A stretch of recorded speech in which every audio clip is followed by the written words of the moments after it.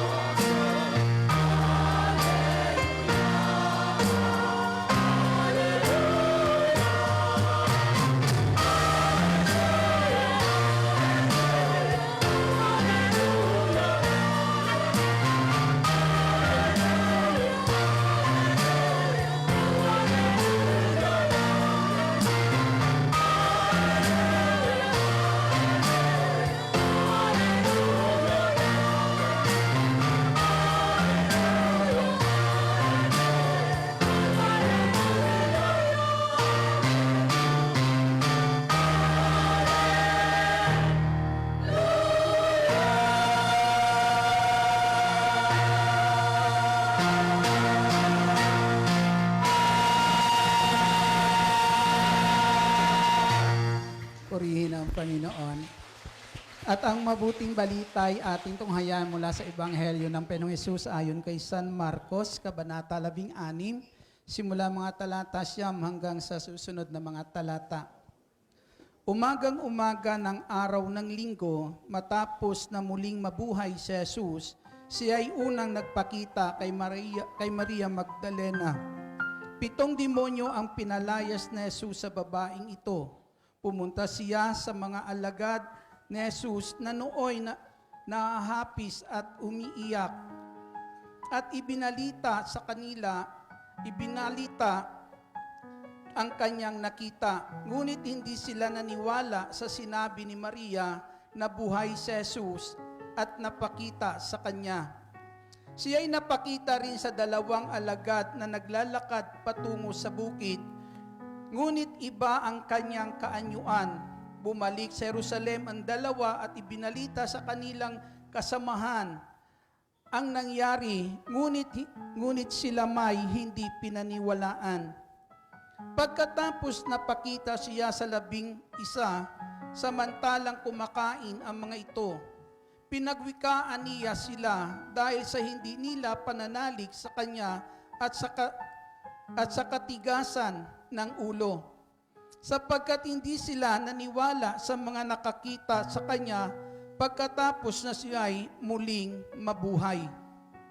At sinabi ni Jesus sa kanila, humayo kayo sa buong sanlibutan at ipangaral ninyo sa lahat ang mabuting balita.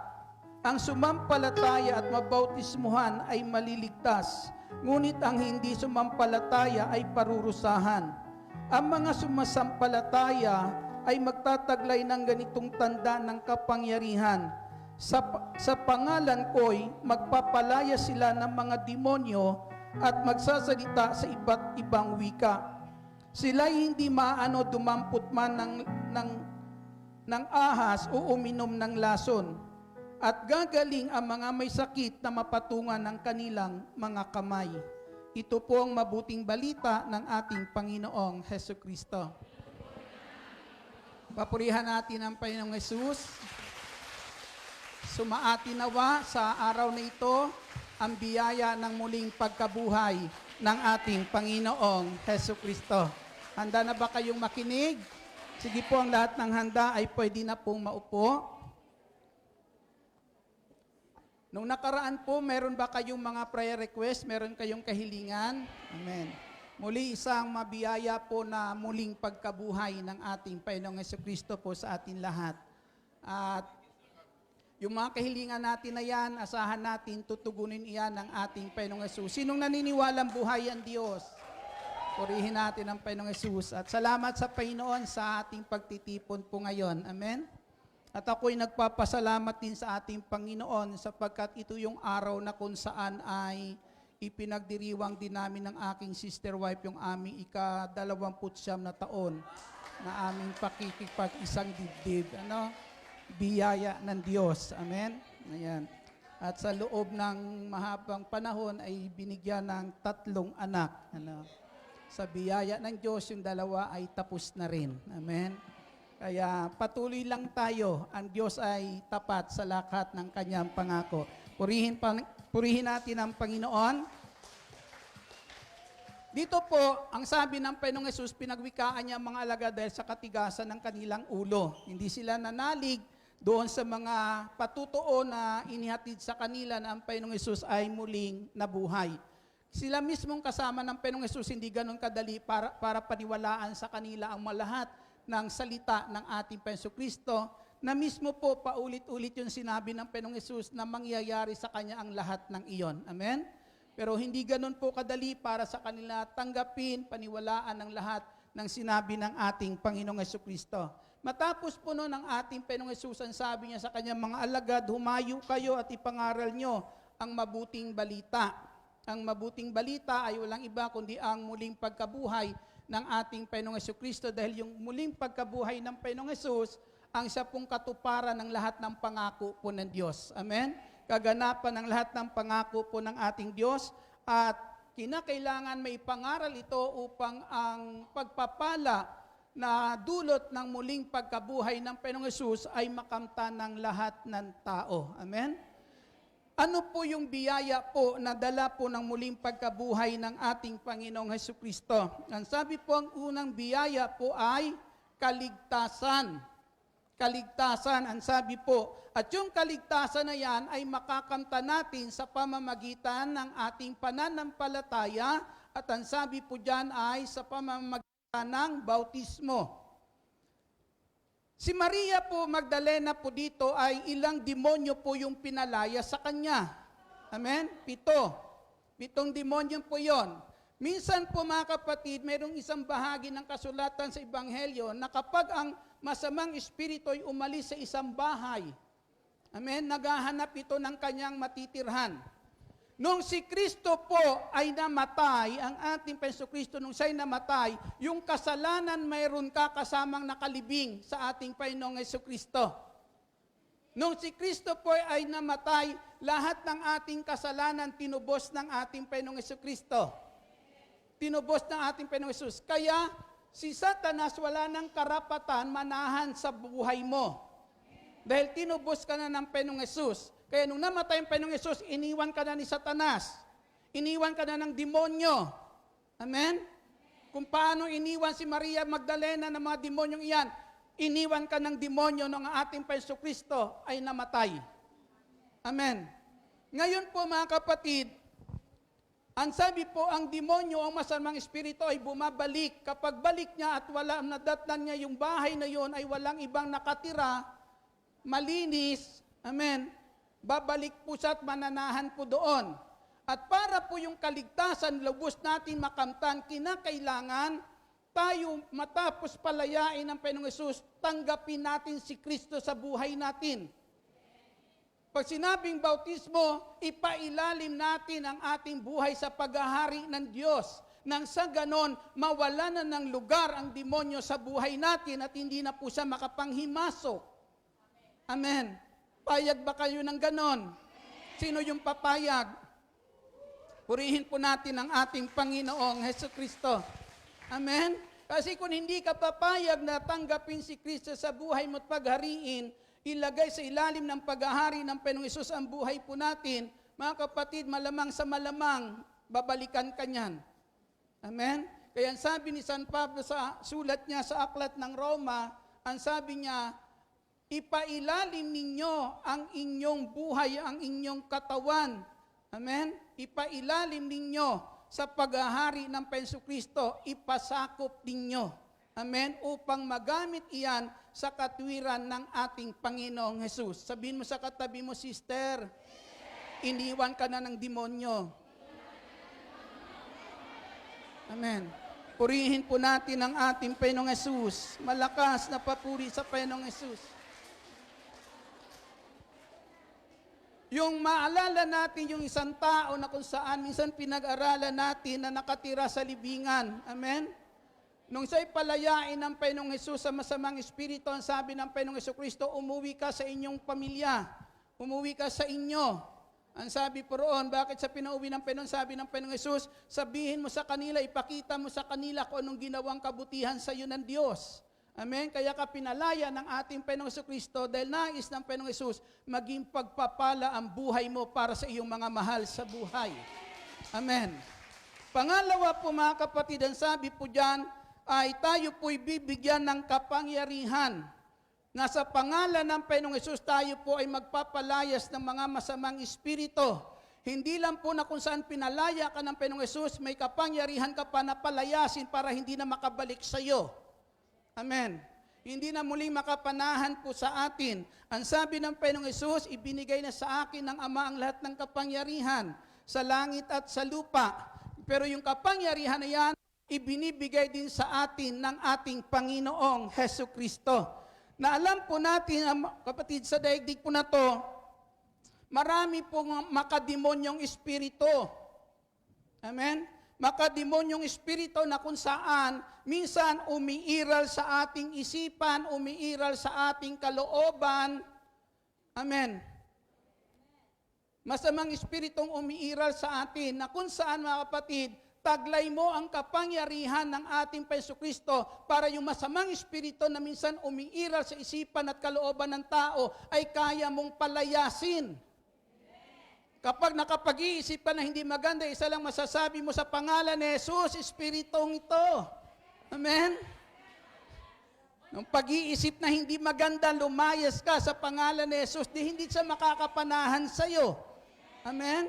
Marami pong makademonyong espiritu po na kung saan, mga kapatid, ay umiiral para sirain ang buhay natin. Sirain ang buhay mo, sirain ang kabuhayan mo, sirain ang mga mahal mo sa buhay.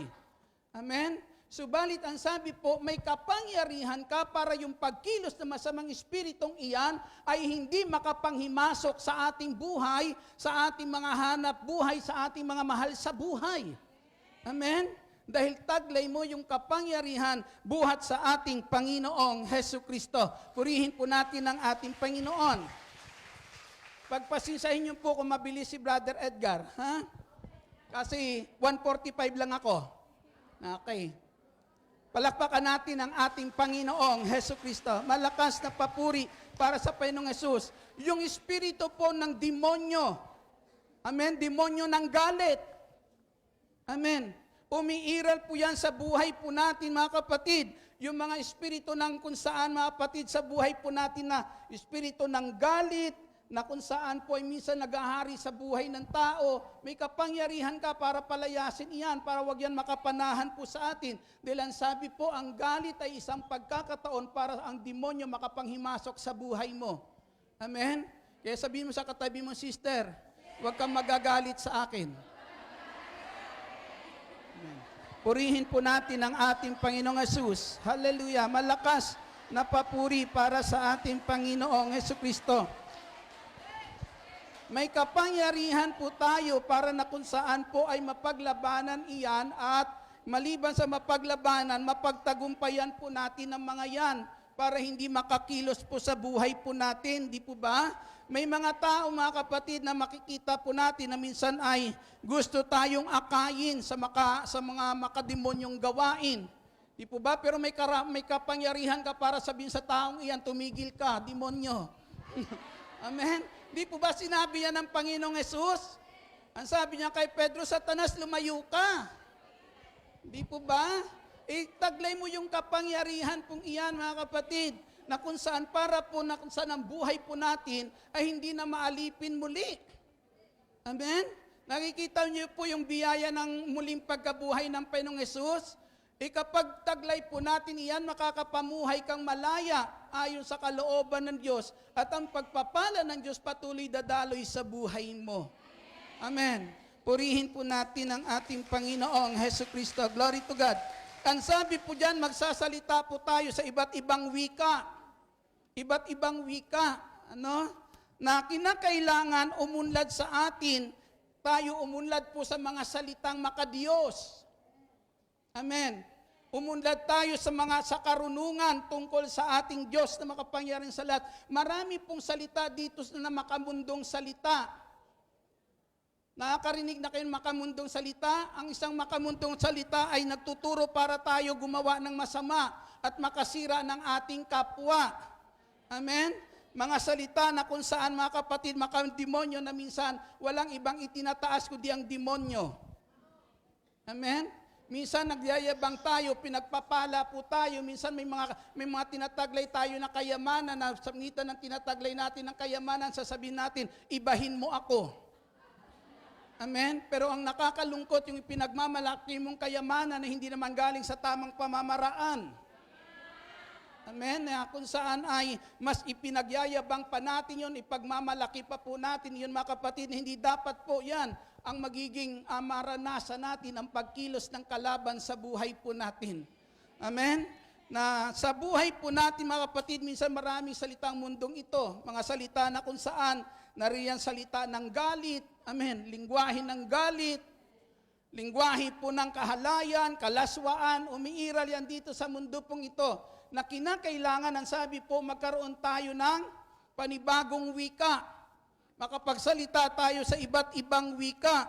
Ang sabi po diyan sa Ebanghelyo ni San Juan, kabanata po ay 3, talata 31, ang mula sa itaas ay dakila sa lahat, ang mula sa lupa ay tagalupa, at nagsasalita tungkol sa mga bagay sa lupa. Ang mula sa langit ay dakila sa lahat. Purihin po natin ang ating Panginoong Kristo. At ang wika ng mula sa langit ay galing sa langit. Amen? Kaya dapat po, ang sabi nga po, mga kapatid, ay magsalita tayo sa iba't ibang wika.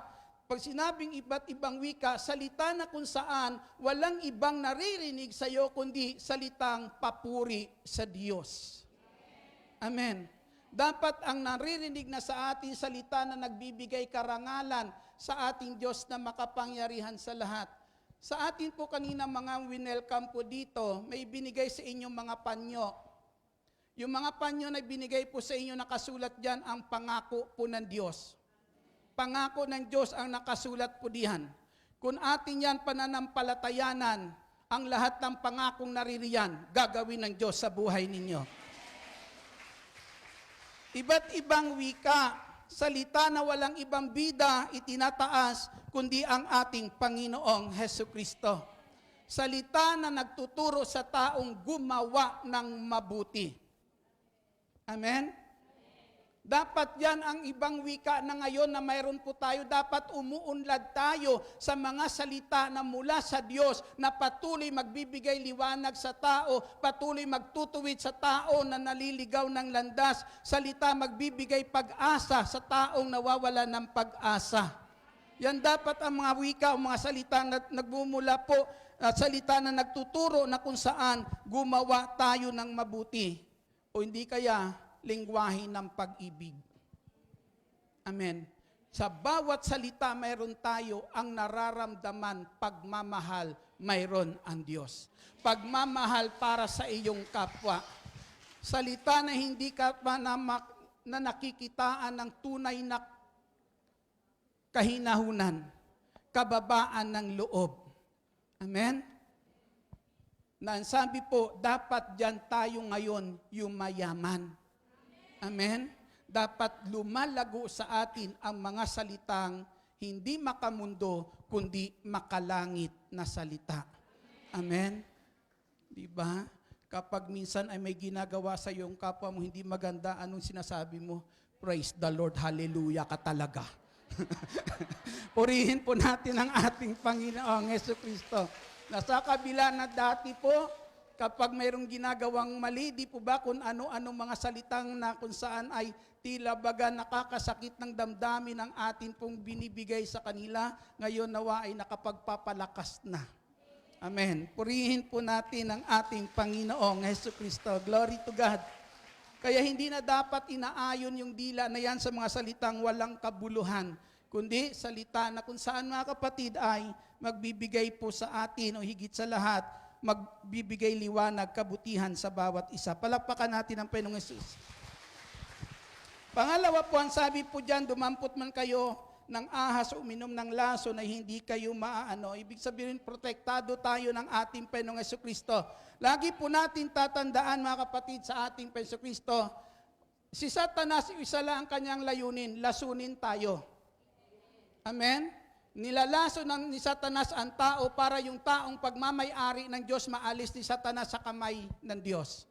Yan ang ginawa niya kay Eva at Adan. Nilaso niyang isipan ni Eva at Adan para ang taong pagmamay-ari ng Diyos makuha po ni Satanas sa kamay po ng ating Diyos. Nasa atin ngayon, nasa atin ang salita po ng Diyos. Amen? Nasa atin ang salita po ng Diyos na kapag lumapit man sa atin si Satanas, anumang panunukso meron si Satanas, tayo po'y protektado ng ating Panginoong Hesukristo. Hindi niya magawang lasunin ang ating isipan sapagkat nasasayo ang salita po ng Diyos. Uso pa naman ngayon mga scammer. Di po ba? Pero mga kapatid, isa lang pong ingatan nyo po. Yung mga scammer, ang kinukuha lang sa iyo minsan, mga kapatid, ay ganito. Yung mga bagay na mahalaga po sa iyo. Amen? Pero ang nakakatakot, minsan maraming scammer na kung saan pati asawa mo ini-scam. Amen? Minsan may mga scammer po na kung saan yung damdamin ng kanyang kapwa ay inilalayo sa iba para lang sa kanya matuon ang damdamin ng kanyang kapwa. Amen? Hindi po yan, mga kapatid, na kung saan ay minsan ninalason po natin sila para mailayo ang kanilang kalooban at maituon lang po sa atin. Hindi po yan gawain ng Diyos. Hindi yan gawain ng Espiritu Santo. Ang gawain ng banal na Espiritu, tayong lahat ay pagbuklurin. Pag-isahin po tayong lahat. Hallelujah. Ang sabi po dyan, ang inyong mga kamay ay pagpapalain ng Diyos. Ang mapatungan ng inyong kamay ay gagaling. Amen? Ang mapatungan ng inyong kamay ay gagaling. Mga kapatid, sa ating Panginoong Hesukristo, minsan po ay ganito po. May sinasabihan po tayo ng mga tao na kung saan po ay manalig ka lang sa Diyos, gagaling ang karamdaman mo. Amen? Gagaling ang karamdaman mo. Pero mga kapatid sa Panginoong Hesus, kapag yung tao na may karamdaman, sinabihan mo, manalig ka sa Diyos, tapos binigyan mo ng pambili ng gamot, di po ba natutuwa yon? Alam niyo po yung tuwa na yun ang lubos na magpapagaling sa kanya. Yun ang lubos ng pagpapagaling sa kanya. Pag sinabi ng Diyos, ang inyong kamay ay gagamitin niya para maging pagpapala, ilalagay ng Diyos sa kamay na yan ang mga pagpapalang makakatulong sa ating kapwa. Amen? Yung pagpapala magpapalakas sa ating kapwa, yung pagpapala na kung saan, kapatid, magbibigay pag-asa sa nawawala ng pag-asa. Yung kakaunting meron tayo kung gagamitin natin sa paggawa ng mabuti, kung gagamitin natin yan, daragdagan yan ng Diyos. Sapagkat alam ng Diyos, higit kang matutuwa kapag nakakagawa ka ng higit na maganda. Amen. Yung mga kapatid, sa ating Panginoong Hesus, ilalagay ng Diyos sa kamay mo ang mga pagpapala na kung saan maipapadama mo ang pagmamahal sa iyong kapwa. Amen. Makapagpapalakas, makapagpapagaling sa nalulungkot, makapagpapagaling sa mga nangihina. Amen. Taas natin, tumayo tayong lahat.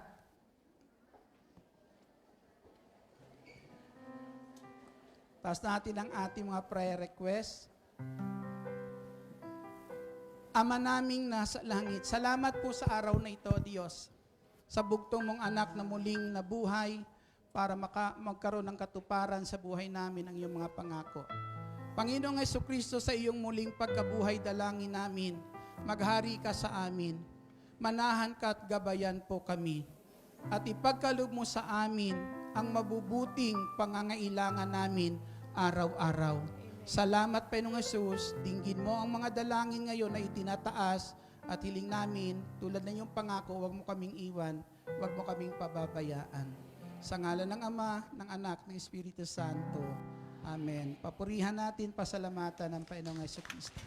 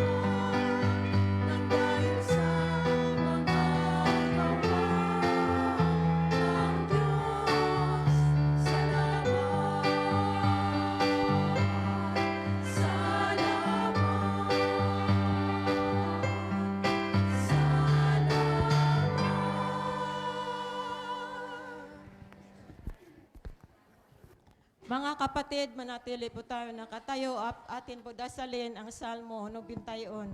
Sa ngalan naman, Anak, Espiritu Santo. Amen. Awit ng pagtitiwala sa Diyos. Siyang naghahangad ng pagkupkop ng kataas-taasan at nananatili sa kalinganyong makapangyarihan, makapagsasabi sa kanyang Panginoon muog katahanan. Ikaw ang aking Diyos, ang Diyos na tangi kong pinagtiwalaan. Ika'y liligtas niya sa panganib sa umang nabitag, at kahit na anumang mabigat na salot, di ka magdaranas. Lulukuban niya sa lilim ng kanyang malabay na pakpak, sa kalinga niya ay natitiyak mo na ikaw ay ligtas. Iingatan niya at ipagsasanggalang pagkat siya ay tapat. Pagsapit ng gabi, di ka matatakot sa anumang bagay. Maging sa gagawing biglang paglusob, pagsapit ng araw. Misa ano pa mang darating na salot, pagkagat ng dilim, di ka matatakot sa kasamaan mang araw kung dumating. Kahit na mabuwal sa iyong harapan ang 1,000 tao, Sa iyong paligid ang bilang ng patay maging 10,000. Di ka matatakot at matitiyak mong di ka maano.